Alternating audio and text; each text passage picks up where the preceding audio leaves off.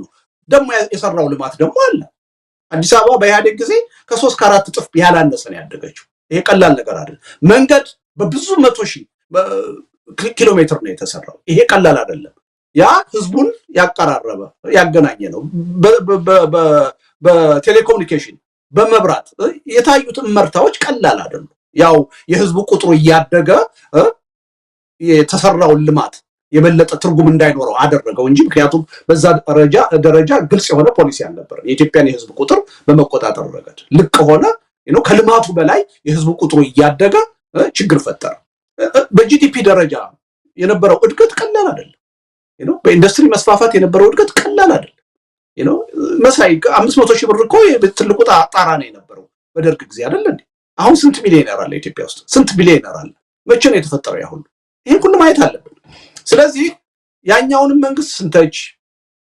ስንደግፍም በምክንያት መሆን አለበት ይሄኛውን መንግስት እውነቱን ለመናገር ነው የመጀመሪያ ሰው ሆነ ነበር ጥሩ ነገር ሲሰራ ባይ ኃላፊነቱ የሆነ ነገር ሲሰራ ባይ የሚጠቅም ባይ ለማመስገን ይሄን ያሳጣን እሱ ነው እንጂ እኛ ባህሪያችን ተቀይሮ ወይም የፖለቲካ አቀራረባችን ተቀይሮ አይደለም አዎ አቶ ልደቱ ብዙ ነገሮች አሻሚ ናቸው በተለይ ህወሓት ኢህአዴግ በኢኮኖሚ ረገድም ያመጣውን ነገር ወደኋላ በደንብ በዝርዝር መከራከር ይቻል ነበርም በተለይም እስከ 30 ቢሊዮን ዶላር እርዳታ ሲፈስለት የነበረ በዛው መጠን ኢትዮጵያን ለውጧታል ወይ የሚለው ነገር በዳታም በምንም አስደግፎ መከራከር ይቻላል በዛም ረገድ ብዙ ጉድለቶች ያሉበት ነው አገዛዙ ዘመን ያመጣው ብዙ እድሎችም ነበሩበት ብዙ እድሎች አሉት ከደርግ ጋር ማነጻጸር ሳይሆን ብዙ እድሎችን አግኝቷል ኢትዮጵያን ለመለወጥ የሚያስችል ግን ከዛ አንፃር ስናየው ጉድለት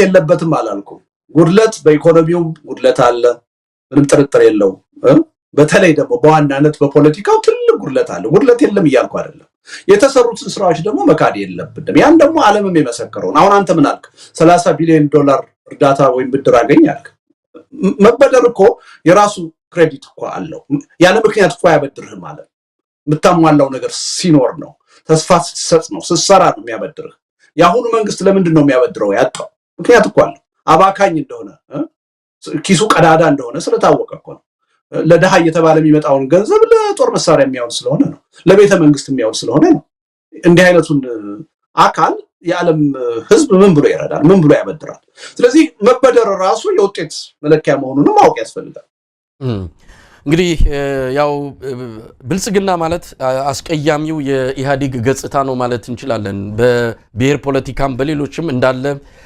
የነሱን ኮፒ አድርገው ያስቀጠሉ በመሆናቸው ህወሓት ኢህአዴግ ይሄንን ኢትዮጵያ ላይ ባይተክል ኖሮ ዛሬ እናብይን በኢትዮጵያ መድረክ ላይ እናያቸው ነበር ብለው ለዚህ ሁሉ ተጠያቂ ህወሓት ኢህአዴግንም የሚያደርጉ ወገኖች ቀላል የሚባሉ አይደሉም እኔም ሁለቱን ዘመናት ማነጻጸር ከተቻለ በእርግጥም በህወሓት ኢህአዴግ ዘመን የነበረው በተሻለ ሁኔታ ሊገለጽ ይችላል በተሻለ ነው ከሁለት መጥፎች አንዱን ምረጡ እንኳን ቢባል ህወሓት ኢህአዴግ የነበረበት ዘመን ቢያንስ ሰላም ህብረተሰቡ ወጥቶ ይገባ ነበር ሌላው ይቅርም ሰላም በሆነ መልኩ ከሞያሌ እስከ መቀሌ ማንም ችግር ሳይኖርበት ይንቀሳቀስ እንደነበረ መግለጹ እውነት ተገቢነትም አለው ግን ደግሞ ያመጣውን መከራ መዘንጋት የሚገባ አይደለም አቶ ልደቱ እንደው ወደ ሌላ ነጥብ 30 አመት ሙሉ ስጮህበት በየምርጫ ክርክሩ ሳቀርበው መጽሐፍ ስጽፍበት አርቲክል ስጽፍበት የቆየ ጉዳይ ነው ያ የነበረው ድክመት ማለት ነው ምንም ጥርጥር የለውም ኢትዮጵያ 3 መሰረታዊ ችግር ነው ያለባት የአመራር ድክመት በከፍተኛ ደረጃ የብሔር ፖለቲካው ያመጣው ችግር ነው ሌላው ራሱ የብሔር ፖለቲካ ስትራክቸራል መሆኑ መዋቅራዊ መሆኑ ነው ኢትዮጵያ ውስጥ ይሄ ሁሉ ጣጣ ያመጣበት ምንም ጥርጥር የለውም ይሄ የጽንፈኝነት ፖለቲካ ነው የኔ ብቻ አሳሰብ ልክ ነው ከኔ ውጭ ያለው ሁሉ አገር አውዳሚ ነው ጸረ ህዝብ ነው የሚለው ይሄን ኢህአዴግ የበለጠ ነው ያባባሰው ስለዚህ አሁን አገሪቱ ለገባችበት ኪሳራ የ27 አመቱ ስርዓት አስተዋጽኦ ነበረ ወይ በደንብ ነበር መሰረቱ የተጣለው ያን ነው ግን የዶክተር አብይ እኮ አገዛዝ ወደ ስልጣን የመጣው ያን የነበረውን ችግር እንዲፈታልን ነበር እንዲያስቀርልን ነበር መጣና ግን ምን ሆነ የበለጠ አባባሰው የ27 አመቱን ስርዓት ደግሞ የጋራ ተጠያቂነት ነው ያለው ቲፒኤልኤፍ ብቻ አልነበረም በ27 አመቱ ስርዓት የነበረው ያሁኑ የብልጽግና ስርዓትም ያኔ የስርዓቱ አካል ነው የነበረው አብሮ ሲቆርጥ ሲፈልጥ ዘረኝነትን ብሔርተኝነትን ሲያራምድ የነበረ አካል ነው ጽንፈኝነትን ሲያራምድ የነበረ ለዛኛውም ተጠያቂ ነው ለሁሉም ተጠያቂ በዋናነት ግን ለሁሉ ተጠያቂ ከኢህአዴግ አባል ድርጅቶች በ27 ዓመቱ አነጻጽረህ ማንኛው የበለጠ ተጠያቂ ነው ካልከኝ ቲፒኤልኤፍን የበለጠ ተጠያቂ ያደርጋሉ። ለምን? የወሳኝነት ድርሻ ነበር፣ የመሪነት ድርሻ ነበር። በ27 ዓመቱ ነገሮች እንዲቀየሩ የማድረግ እድል ነበረው። ያም ሁሉ ሳይጠቀም ለእንዲህ አይነት ደካማ አመራርም አሳልፎ የሰጠው እሱ ነው። ይሄ እኮ ኢህአዴግ እኮ የመረጠው አመራር ነው አሁን ያለው። ከዛ የወጣ ነው። ኢህአዴግ ኮትኩቶ ያሳደገው ስነ ልቦና ማይንድ ሴት ነው አሁን ለኢትዮጵያ እንደዚህ አይነት እዳና ፍዳ ያመጣ። ስለዚህ በዛ ደረጃ ተጠያቂ ናቸው ወይ? ምንም ጥርጥር የለው ተጠያቂ ናቸው። ግን ሁሉን ነገር በ27 ዓመት የነበረውንም 4 ድርጅቶች ነበሩ እንደሚገባቸው ነው ተጠያቂ መሆን ያለባቸው፣ ተመስጋኝ መሆን ያለባቸው። ለ6 ዓመቱ ጥፋት ደግሞ ማን ነው ተጠያቂ የሚለው በምክንያት አስደግፈን ነው መተቸት ያለብን። ያ ምን ይጠቅማል መሰለ? ይሄ እንዲህ አይነት ትችት ስናቀርብ ምክንያታዊ ስንሆን ህብረተሰቡ ውስጥ የራሱ የሚያመጣው በጎ ነገር አለ። እነዚህ የምንጠላቸው የምንታገላቸው ፓርቲዎች ተወደደም ተጠላም የየራሳቸው ማህበራዊ መሰረት አላቸው። ስለዚህ በምክንያት ስንቃወማቸው፣ በምክንያት ስንደግፋቸው ህብረተሰቡ ውስጥ ያለውን አይምሮ ነው የምናሸንፈው የምንገዛው እንጂ አሁን ይሄ ፓርቲዎቹን ስለወደድን ስለጠላን አይደለም። ፖለቲካችን በምክንያት ሲሆን ለህብረተሰቡ የሚያስተላልፈው መልእክት ጤናማ ይሆናል። ያ ደግሞ ከእርስ በርስ መገዳደል፣ መጠላላት፣ ከቅራኔያችን የበለጠ መባባስ ያድነናል ከሚል እንግዲህ አቶ ልደቱ ይሄ የህወሓትን ጉዳይ አዲስ አጀንዳ ነው ባንልም ሰሞኑን በስፋት እየተነሳ ያለ ነገር አለ። በሱ ላይ እንወያያለን። አንተ በፊትም ስትገፋበት የነበረው አለ። እነዚህ ሁለት ማህበረሰቦች አማራና ትግራይ ከዚህ እርስ በርስ ከመጋጨት ወጥተው እችን ሀገር ማዳን አለባቸው ብለህ በተለያዩ ጊዜ የምትናገራቸው የምጽፋቸው ነገሮች አሉ። እሱ መነሻ ያደረገ ሁለተኛው የውይይታችን ርዕሰ ጉዳይ ስለሆነ ወደ እሱ መተን አንዳንድ ነጥቦችን እናነሳለን። አንተ በሞረሽ ላይ የጻፍከው አንድ ጽሁፍም አለ 15 ነጥቦችን በተለይ ከአማራ ህዝብ ትግል ጋር በተያያዘ የተጻፉ ነጥቦች አሉ። እሱ ላይ አንስተን እንከራከራለን። የመጀመሪያው ርዕሳችን አዲስ አበባን የተመለከተ ነው። አሁንም ወደዛ ከመግባቴ በፊት ጠቅላይ ሚኒስትር አብይ አህመድ ከተለያዩ የህብረተሰብ ክፍሎች ጋር ለአንድ ወር የዘለቀ አዲስ አበባ እየጠራ አነጋግሯቸዋል። ምናልባት እነዚህን መድረኮች እንዴት አያሃቸው? የተቃዋሚ ፓርቲ አመራሮችንም አነጋግሯል። እውነት የነበረው ሁኔታ እኩያ በሆነ ወይም ፓርቲዎች በሚባል መልክ የተካሄደ ነው ወይስ እሱ ፖዲየም ላይ መድረክ ላይ ቁጭ ብለው ቁልቁል እያያቸው እነሱ እጅ እያወጡ ክፍተታችንን ብቻ ነገሩን የሆነ የውድድር መንፈስ በሌለበት እንዲህ ሁለት መላሽና ጠያቂ ብቻ በሆነበት ውይይት ባልሆነበት ሁኔታ እንደዚህ አይነት መድረክን እንዴት ታየዋል የሚል ነው። ሌላው የኢትዮጵያ ሀገራዊ ምክክር ኮሚሽን 3 ዓመት ተሰጥቶታል። እድሜው የ3 ዓመት ነው። 2 ዓመቱ ባክኗል። 1 ዓመት ነው የቀረው። እስካሁንም አልሰራም። ግን አሁን የመጨረሻው ምዕራፍ ላይ ደርሻለሁ። አጀንዳ የሚያቀርቡ ወረዳዎች ላይ ተወካዮች መጥተው በቅርቡ አጀንዳውን ለይተን ወደ ውይይት እንገባለን ነው። በዛ በኩል ተስፋ አለ ብለህ ትጠብቃለህ? እንደው እነዚህን ጥያቄዎች አንድ ላይ ብትመልሳቸው። የመድረኮችን ጉዳይ ከይቅርታ ጋር አልከታተላቸው ምን መሳይ ቆየሁ ካቆምኩ። ምክንያቱም ጠቅላይ ሚኒስትሩ ምን አይነት መድረክ እንደሚፈልጉ በነዛ መድረኮች ምን አይነት ውይይት እንደሚካሄድ ከበቂ በላይ አይተናል። በፊት ገና እንደመጡ ታስታውሳለህ። እሳቸው ከመወለዳቸው በፊት መኮንን የነበሩ ጀነራሎችን ሰብስበው ስለ ውትድርና ሳይንስ ያስተምሩ አይተሃል። የጤና ባለሙያዎችን ሰብስበው ስለ ሕክምና ያስተምሩ ነበር። የኪነ ጥበብ ባለሙያዎችን ሰብስበው ስለ ኪነ ጥበብ ሴሚናር ይሰጡ ነበር። እና ይሄ ሰውዬ ሁሉም ነገር አውቃለሁ የሚል አባዜ ውስጥ እንደገቡ እና በዛም ደግሞ ተክለሰውነታቸውን መገንባት እንደሚፈልጉ የሌሎችን ሐሳብ የማዳመጥ ፍላጎት እንደሌላቸው ከበቂ በላይ አይተናል። እኔም በተገኘሁ በአንድ ሁለት ስብሰባዎች አይቻቸዋለሁ። ከመናገር ውጪ የማዳመጥ ፍላጎት የሌላቸው ሰው ናቸው። ከዛ በኋላ አሁን እውነቱን ለመናገር እሳቸው የሚያደርጓቸውን ስብሰባዎች እና በሚዲያ የሚያቀርቧቸውን ንግግር አልሰማም። እኔ በሚዲያ ተቆራርጦ በመናምን በእናንተ በመናምን በሌሎችም ሲቀርብ በአጋጣሚ አያለሁ እንጂ እንደ ቁም ነገር ቆጥሬ አዳምጬው አላውቅም። ምክንያቱም ሌላ ሚዲያም ላይ ተናግሬዋለሁ። እኔ ይሄን አገዛዝ በተለይም ዶክተር አብይ አህመድን አውቄ ጨርሻቸዋለሁ። ከዚህ በኋላ ስለሳቸው ማውቀው አዲስ ነገር የለም። ይሄ አገዛዝ እንዴት አድርጎ ሊገላገለን ይችላል፣ እንዴት አድርገን ልንጥለው እንችላለን የሚለው ላይ ነው እንጂ ማተኩረው አሁን የነሱን ንግግር የነሱን ስብሰባ እያዳመጥኩኝ ልተች አልችልም። አውቄ ጨርሻቸዋለሁ። ጠቅላይ ሚኒስትር አብይ ጥሩ ባል ይሁኑ አይሁኑ አላውቅም፣ ጥሩ አባት ይሁኑ አይሁኑ አላውቅም፣ ጥሩ ጓደኛ ይሁኑ አይሁኑ አላውቅም። ግን የፖለቲካው ጠቅላይ ሚኒስትር አብይን አውቃቸዋለሁ። የሀገር መሪ የሆኑትን ጠቅላይ ሚኒስትር አብይ ግን በደንብ አድርጌ አውቃቸዋለሁ። ከሳቸው ቅንጣት ያህል ነገር ከዚህ በኋላ አዲስ ነገር አልጠብቅም፣ መፍትሄም አልጠብቅም። ሁላችን በዚህ ደረጃ ተስፋ ካልቆረጥን ከዚህ መንግስት አዲስ ነገር ይመጣል ብለን ቻናል እየከፈትን ዛሬ ምን ተናገሩ ነገ ምን ይናገራሉ እያልን ምን ጠብቅ ከሆነ ተስፋ አልቆረጥንም ማለት እኔ አሁን ሁሉንም ትኩረታችንን ጊዜያችንን ጉልበታችንን ማጥፋት ያለብን የኛ ጉዳይ ላይ ነው። እንደም ብለን ተጠናክረን ትብብር ፈጥረን ይሄ ለሁላችንም ህልውና አደጋ የሆነውን አገዛዝ እንዴት አድርገን ነው ማሸነፍ የምንችለው እሚለው ላይ ነው ጊዜያችንን ማጥፋት ያለብን። ታስታውሳለህ የመጀመሪያ ቀን ነው ሁለተኛ ቀን ስንነጋገር ፕሊዝ 50% ፕሮግራምህን ተቃዋሚው ላይ ስራ፣ ስለ መንግስት ብቻ ማውራታችሁን ተው ያኔ ነው ያልኩት። እና እኔ ብዙም ትርጉም የሚሰጠኝ አይደለም። የሾው ስብሰባዎች ናቸው፣ የገጽታ ግንባታዎች ናቸው። ከነዚህ ምንም ነገር አልጠብቅም። የናሽናል ዲያሎግ የዚህ የብሔራዊ ምክክር የሚባለው ነገር ገና በተቋቋመ ማግስት ሐሳባችንን ገልጸናል። ሲቋቋምም ለይስሙላ ነው የተቋቋመው። ምዕራባውያኖቹ ያው ናሽናል ዲያሎግ መፈጠር አለበት ስለሚሉ ለነሱ መልስ ለመስጠትና ብድርና እርዳታ ለማግኘት ተብሎ የተቋቋመ ነው።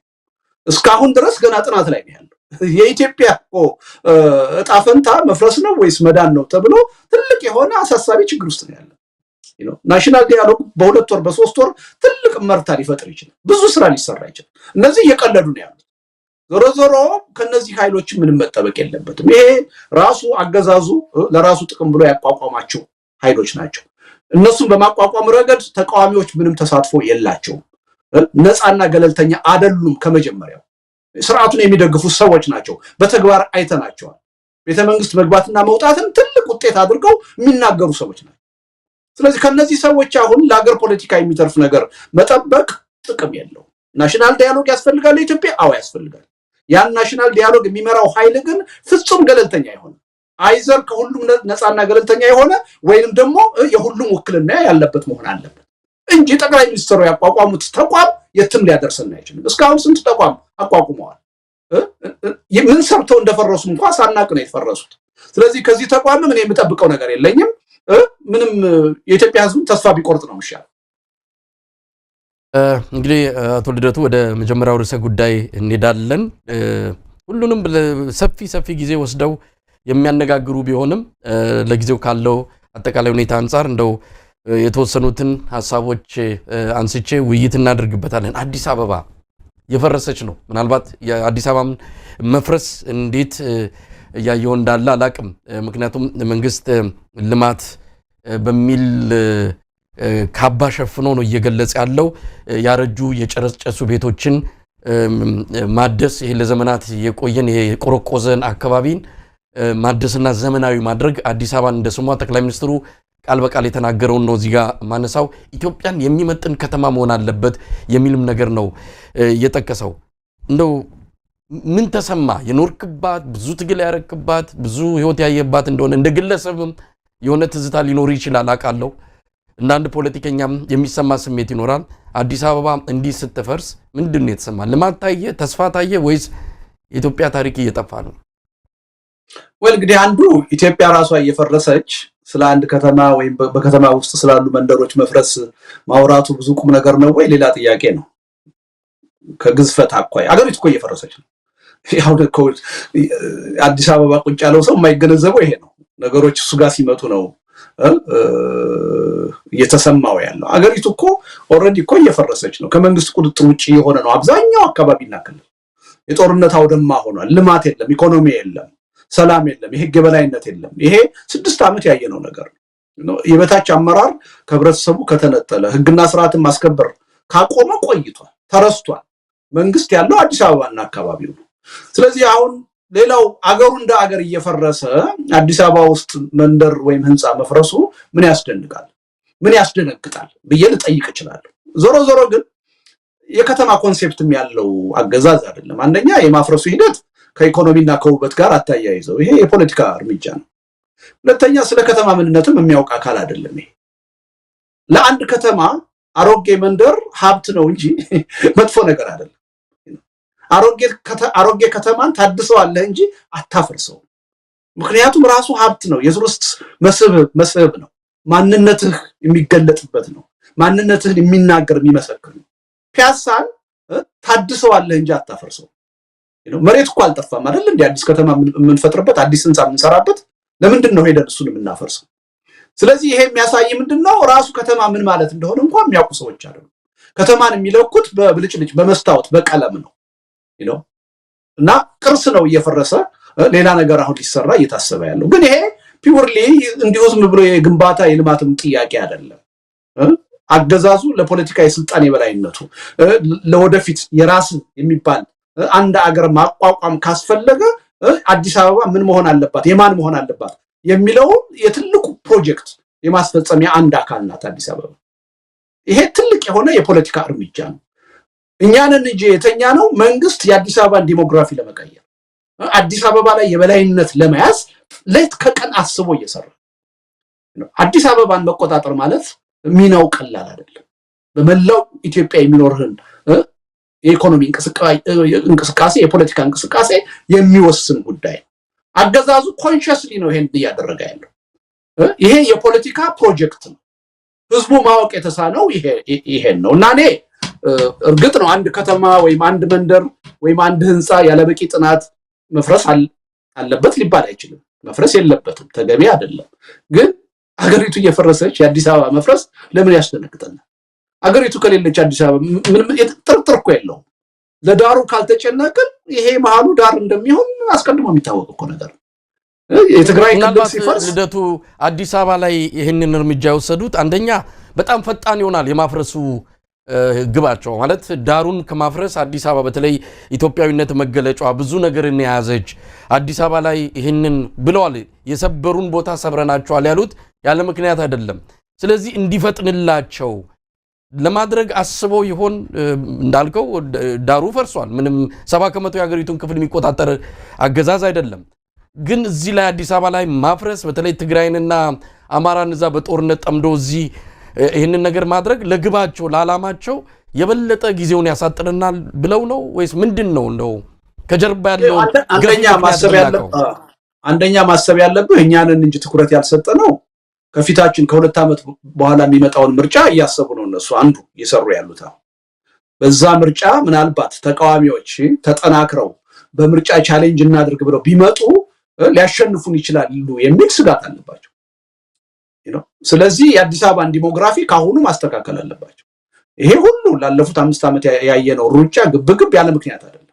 ያ ሁሉም የማፍረስ ዘመቻ አሁን ደግሞ በፊት ከዳር ነበር፣ አሁን ደግሞ ከመሃል ይሄ ሁሉ ያለ ምክንያት አይደለም። እነሱ በደንብ አድርገው ያጭር ጊዜ የሩቅ ጊዜ እቅድ አስቀምጠው ነው እየሰሩ ያሉት። ያጭር ጊዜው እቅድ ከምርጫው ጋር አያይዘው ሊሆን ይችላል። የመካከለኛውና የሩቅ ጊዜው እቅድ ደግሞ ነገ ከነገ ወዲያ ኢትዮጵያን ማስተዳደር የማንችልበት እድል ከተፈጠረ አንቀጽ 39 ተጠቅመን የራሳችንን ክልል እንገነጥላለን ብለው ሊያስቡ ይችላል። ያለ ማድረግ አዲስ አበባን መጀመሪያ መቆጣጠር፣ አዲስ አበባ ላይ ያለውን የኃይል አሰላለፍ ዴሞግራፊ መቀየር ወሳኝ ነው ብለው ያምናሉ። ያን ነው እየሰሩ ያለው። እነሱ የሚሰሩት ኮንሺየስሊ ነው። እኛ ግን ኮንሺየስሊ ይሄን እየሰራን አይደለም። የኛ ፓርቲ ገና ከምርጫ 97 በፊት ነው በ92 ዓመተ ምህረት አዲስ አበባን መቆጣጠር ምን ያህል ለወደፊቱ የኢትዮጵያ ህልውና ራሱ አስፈላጊ መሆኑን አውቀን የተንቀሳቀስን። ለዛ ነው 92 ዓመተ ምህረት ላይ ዋናው ዓላማችን አዲስ አበባን ነፃ ማውጣት ነው የሚል ነበር የምርጫ የቅስቀሳ ሞቷችን። ቅንጅት ጋር ሆነን ስንወዳደር ትልቁ ትኩረታችን የኛ የነበረው አዲስ አበባ ነው። ለዛ ነው ኢዴፓ ከቅንጅት አባል ድርጅቶች ውስጥ 63% መቀመጫ ያሸነፈ ማጆሪቲ የኛ ነበር። ለምን? አዲስ አበባን መቆጣጠር ብቻ አይደለም፣ በኢትዮጵያ ደረጃ አገዛዙን ለማሸነፍ ትልቅ ስፕሪንግ ቦርድ ሆኖ እንደሚያገለግል እናውቅ ነበር። ምክንያቱም አዲስ አበባ ስራ አለው ሁሉ 75% ሂውማን ሪሶርስ እዛ ነው ያለው። 75% ኢኮኖሚ ያለው እዛ ነው። የተማረ ሰው ያለው እዛ ነው። አዲስ አበባን መቆጣጠር ለኔ ግማሽ ኢትዮጵያን መቆጣጠር ማለት ነው። አጠቃላይ የፖለቲካ ኃይል አስተላለፉን በመለወጥ ረገድ ያለው ሚና ከፍተኛ ነው። ለዚህ ነው ከ97 ጀምሮ ተቃዋሚዎች አዲስ አበባ ላይ መፈናፈኛ እንዳይኖረን ሲያደርግ የነበረው ኢህአዴግ ያለ ምክንያት አይደለም። ተቃዋሚዎች በቀላሉ ባጭር ጊዜ ልንቆጣጠረው የምንችለው አዲስ አበባ መሆኑን በቅንጅት ጊዜ አሳይተናቸው ነበር። ያን ነገር አጠናክረን መቀጠል ሲገባን እርግፍ አድርገን ተውልላቸው 100% እያሸነፉ ቀጠሉ። አሁንም ይሄ መንግስት ምርጫን ይፈራል። እኛንን እንጂ የማይፈራ የሚመስለን ከ2 ዓመት በኋላ የሚመጣው ምርጫ ላይ ተጠናክረው ከገቡ አዲስ አበባን ካሳጡኝ ትልቅ ጥቅም ያሳጡኛል ብሎ ሰግቷል። እሱንም እያሰበ ነው የሚሰራው። ቅድም እንዳልኩ ደግሞ ከረጅም ጊዜ አንፃር ይችን አዲስ አበባን የኦሮሚያ ክልል አካል አስቀድሜ በመዋቅርና በህግ ካላደረኳት በስተቀር ያ ፕሮጀክት አይሳካም የሚል እምነት ያላቸው ጽንፈኛ የኦሮሞ ኃይሎች አሉ። እነሱም ጭምር ይሄን ቅድ ይዘው ነው እየሰሩ ያሉት። ጠቅላይ ሚኒስትሩ ለራሴ የፖለቲካ ስልጣን ያበጀኛል የሚለው ይበጀኛል ይጠቅመኛል የሚለውን አጀንዳ ሁሉ እየሸመተ እነሱም በዚህ አስደስታለሁ እያለ እየሰራ ነው። ስለዚህ ይሄ ህዝቡ ነው አሁን ኮንሺየስ ያለው። ይሄ የኢትዮጵያ የመፍረስ ሂደት አካል ነው የአዲስ አበባ ችግር። አዲስ አበባ ዋናው እምብርት ነው፣ ቋጠሮ ነው ለኢትዮጵያ አንድነት። አዲስ አበባን ተቆጣጠሩ ማለት ወይም አዲስ አበባ ፈረሰ ተበተነ ማለት ኢትዮጵያ ተበተነች ማለት። ይሄ ቀላል ነገር አይደል። አዲስ አበባ 7-8 ሚሊዮን የኢትዮጵያ ህዝብ ተቦክቶ የተጋገረበት ነው። የራሱ የሆነ ማንነት የያዘበት ከተማ ነው። ቀላል አይደለም። ያን ሴንተር ማፍረስ ምን ያህል የራስን ትልቅ አገር የመመስረት ፕሮጀክት ለማሳካት ጠቃሚ መሆኑ ኮንሺየስሊ ስለሚረዱት እኛንን መረዳት ያቃተን። ስለዚህ አዲስ አበባ ከመጀመሪያው ጀምሮ ብዙ